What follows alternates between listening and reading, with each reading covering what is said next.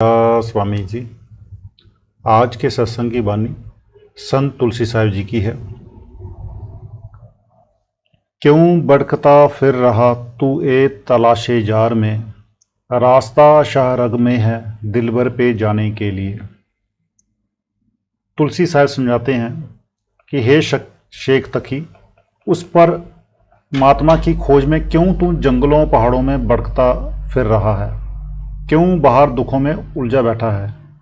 वह परमात्मा तेरे शरीर के अंदर है और उससे मिलने का मार्ग भी हम सबके शरीर में एक ही है। हमें शाहरग में से होकर वापस अपने घर जाना है। इसे ऋषि मुनियों ने सुषुम्ना नाड़ी कहा है। जो कुछ प्राप्त करना है हमें अपने शरीर से ही प्राप्त करना है। गुरु साहिब फरमाते हैं, श्रीरू बालनी को बाहरी जाए, नामू ना लहे बहुत बेगारी दुख पाए। जो लोग उस नाम रूपी पदार्थ जहाँ परमात्मा को अपने शरीर से बाहर ढूंढने में लगे हुए हैं, वे अपने अमूल्य समय को बेगारों के समान नष्ट कर रहे हैं। इसलिए हमें अपने शरीर के अंदर ही परमात्मा की खोज करनी है। लेकिन वह कौन है जो हमें अंदर जाकर उस परमात्मा की खोज नहीं करने देता? गुरु नानक साहब बतलाते हैं, गरी रतन लाल बहु मानक लादे, मनु ब्रह्मिया लही न सकाइए। हमारे शरीर रूपी घर में परमात्मा ने नाम के अनेक खजाने रखे हैं, परंतु हमारा मन बाहर के ब्रह्मों में फंसा हुआ है। जब तक वह शरीर के अंदर जाकर खोज नहीं करता, हम उस दौलत को कैसे प्राप्त कर सकते हैं? कौन से ब्रह्मों में फंसे हुए हैं? कोई सरोवरों में स्नान को मुक्ति का साधन समझे बैठा है, तो कोई तीर्थों की यात्रा को, और कोई जप तप को। इसी प्रकार कोई दान पुण्य आदि को मुक्ति का उपाय समझे बैठा है। हम दुनिया के जीव दिनों दिन बाहरमुखी होते चले जा रहे हैं। तीसरी पातशाही गुरु अमरदास जी की वाणी है, पूजा करे सबु लोक, सतु मनमुखी थाई ना पाई। उस परमात्मा की भक्ति तो दुनिया के सब जीव अपनी बुद्धि के अनुसार करते हैं, परंतु वे मन के अधीन होकर भक्ति करते हैं। और जो भक्ति हम मन के अधीन होकर करते हैं, वह भक्ति हमें अपने ध्येय तक नहीं पहुंचने देती, क्योंकि मन हमें बाहरमुखी करके कर्म कांड में उलझा देता है। कौन सी भक्ति हमें अपनी मंजिल तक पहुंचाएगी? शब्दे मरी मनु निर्मलु, संतु ए पूजा थाई पाई। शब्द के अभ्यास के द्वारा, नाम की कमाई के द्वारा मन को निर्मल और पवित्र करना ही परमात्मा की असली भक्ति है। यही भक्ति हम सबको वापस अपने धाम पहुंचाएगी। इसी प्रकार गुरु नानक साहब फरमाते हैं, पूजा करही पर विधि नहीं जानी, दूजे बाई मलू लाई। लोग भक्ति तो करते हैं, पर भक्ति करने का असली तरीका नहीं जानते, जिसके फलस्वरूप असली रास्ते को छोड़कर अन्य मार्गों पर चल पड़ते हैं और अपने पापों के बोझ को और भी अधिक बढ़ा लेते हैं। इसलिए तुलसी साहब समझाते हैं कि क्यों जंगलों पहाड़ों में मारे मारे फिर रहे हो, क्यों मंदिरों मस्जिदों गुरुद्वारों में ढूंढ रहे हो। वह परमात्मा तो शरीर के अंदर है। हमें अपने शरीर के अंदर जाना चाहिए, अपनी देह और वजूद में जाकर उस परमात्मा की खोज करनी चाहिए। मुर्शदे कामिल से मिल सिदक और सबूरी से तकी, जो तुझे देगा फहम शारक के पाने के लिए। आप समझाते हैं कि ये तो ठीक है कि परमात्मा हमारे हर एक के शरीर में है, परंतु हम अपनी अकल के द्वारा शरीर के अंदर जाकर उसकी खोज नहीं कर सकते। अपनी बुद्धि के आश्रय कभी उस परमात्मा को नहीं ढूंढ सकते।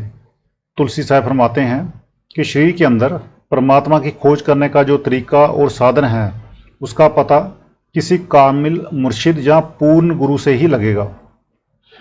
जब हम ऐसे कामिल मुर्शिद को ढूंढकर सिद्क और सबूरी अर्थात सच्चाई और देरे के साथ उस पर भरोसा और विश्वास रखकर अपने शरीर के अंदर जाकर खोज करना शुरू करेंगे, तब हम अपनी खोज या तलाश में सफल हो सकेंगे।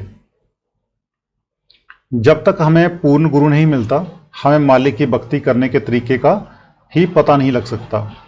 गुरु साहब फरमाते हैं, संतु गुरुमुख पूरा पाई, नामों पूज कराई।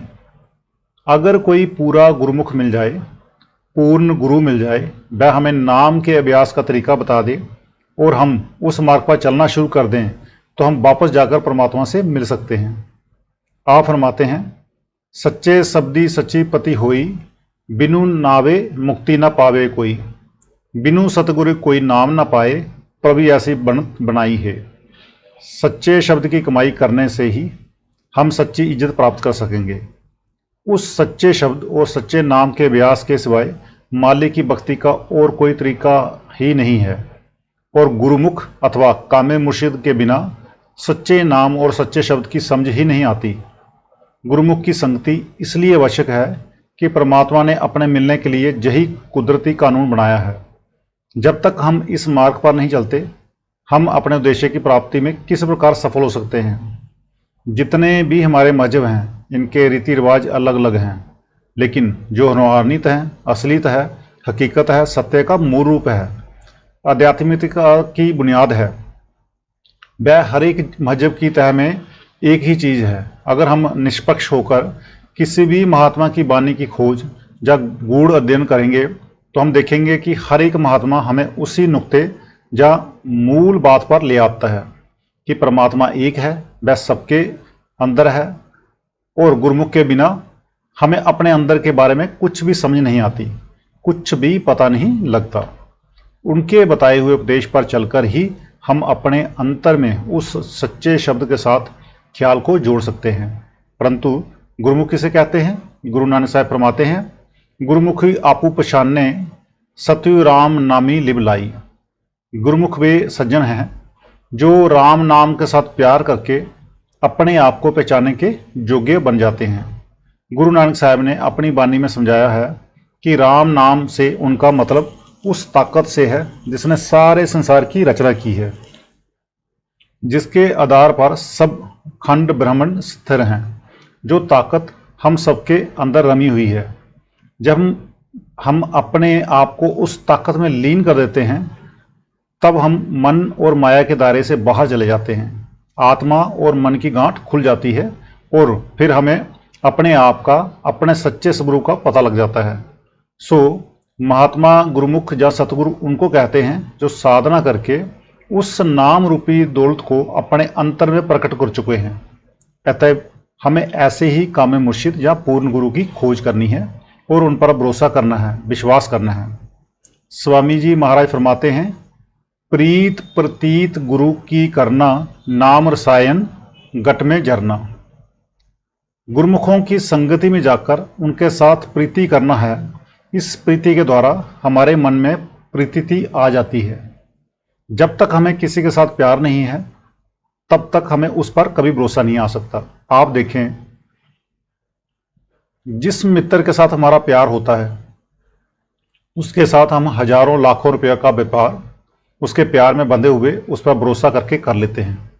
और जिस पर हमें पूरा विश्वास या भरोसा होता है, हम दुख और मुसीबत में उसकी सलाह भी लेते हैं, हम मानते भी हैं, और जो कुछ भी वह कहेगा हमारे फ़ायदे के लिए कहेगा।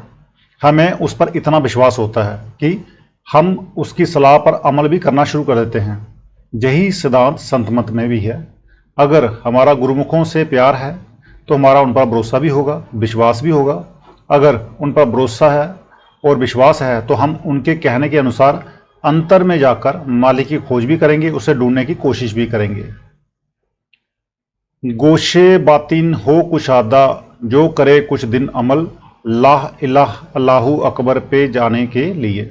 आप फरमाते हैं कि अगर हम किसी ऐसे कामिल मुर्शिद की संगति और सोबत में जाकर उस पर भरोसा और विश्वास करके उसके आदेश के अनुसार भजन और सुमिरन अर्थात नाम का अभ्यास करना शुरू कर दें, तो हमारे अंतर के कान खुल जाएंगे, जो उस आंतरिक कीर्तन को सुनना शुरू कर देंगे।